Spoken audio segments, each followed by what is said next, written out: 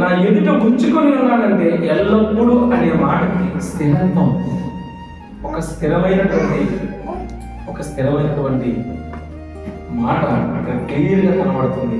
అయితే ఎందుకు ఎల్లప్పుడూ స్థిరముగా ప్రభుని దావీదు భక్తులు ఉంచుకుంటున్నాడు అంటే ఆయన ఒక భరోసా ఇస్తున్నాడు. ఆ భరోసా ఏంటంటే నీవు దేనికి భయం, నీకు నేను తోడే ఉన్నాను.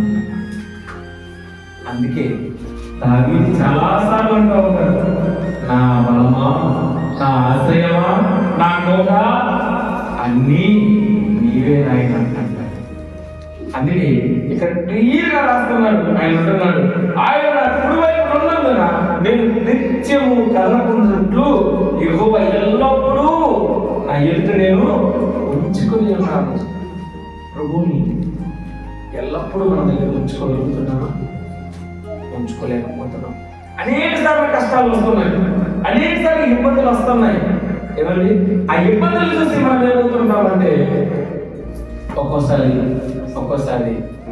వెనక్కి వెళ్ళిపోయిన పరిస్థితి కూడా క్లియర్గా కనిపిస్తాం.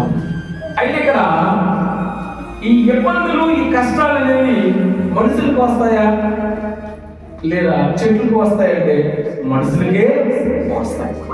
ఈ సత్యం తెలిసి కూడా మనం ఏం చేస్తా ఉంటామంటే ఈ ఇబ్బందులు, ఈ కష్టాలలో మనము వెనక్కి వెళ్ళిపోతూ ఉంటాం.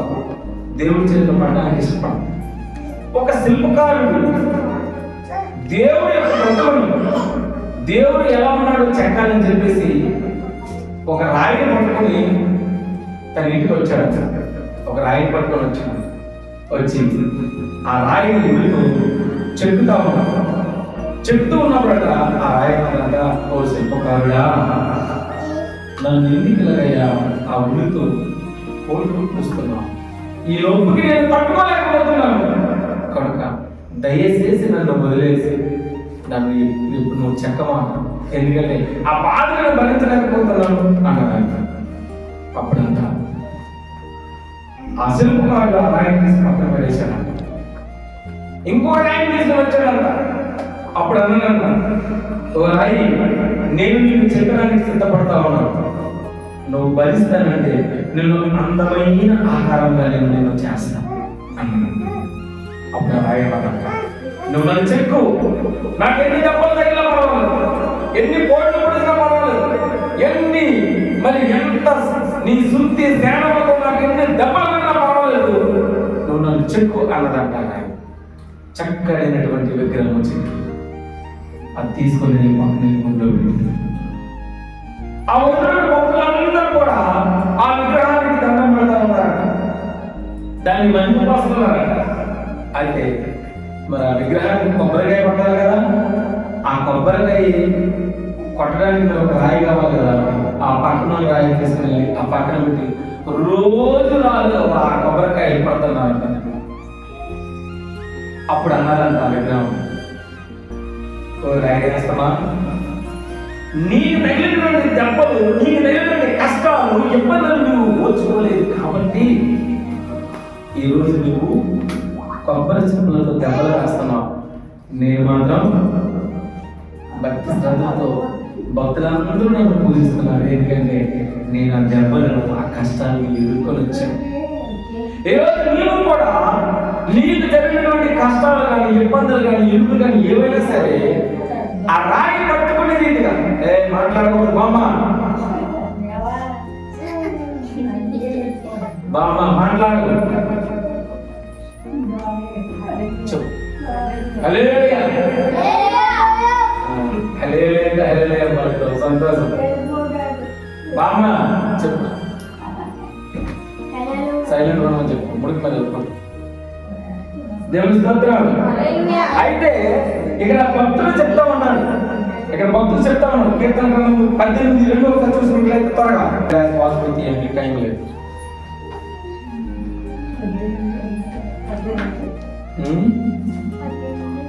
కీర్తన గ్రంథం, నన్ను రక్షించువాడు యెహోవా నా శైలము, నా కోట, నా బలము. వింటారా అమ్మ? పిల్లలు తీసుకుని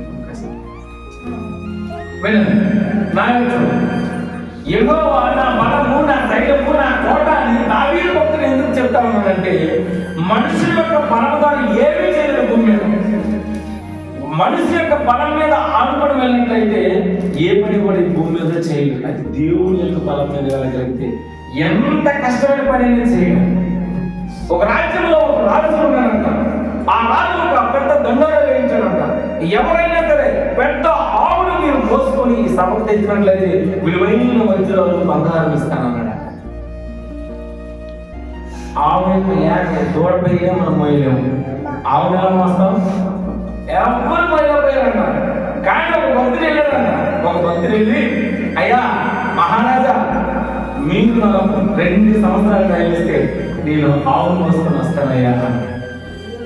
రాజు ఆశ్చర్యంగా చూసి, 2 సంవత్సరాలు అయితే ఆవును చేస్తావా? సరే వెళ్ళు అన్నాడంట.